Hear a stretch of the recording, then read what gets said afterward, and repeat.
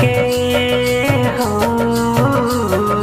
बिटिया के कोरी सम्मान हे भाई गर्भे में मारी ना जान उनके से चलेला जहान हे भाई गर्भे में मारी ना जान।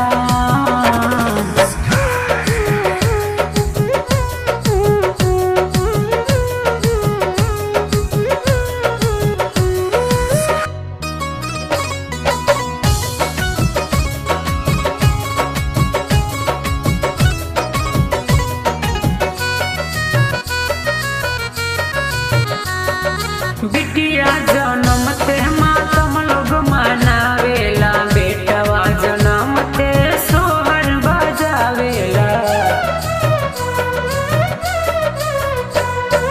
बिटिया जन्म ते मातम लोग मनावेला बेटवा जन्म ते सोहर बजावेला।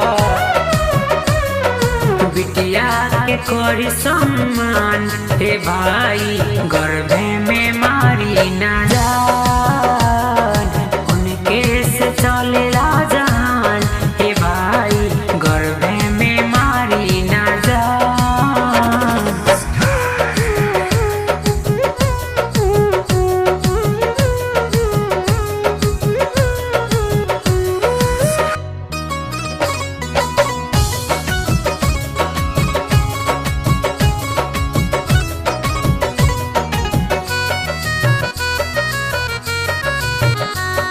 लक्ष्मी के रूप धोके बिटिया लोग आवेली रूप दुर्गा औरी काली के देखावेली।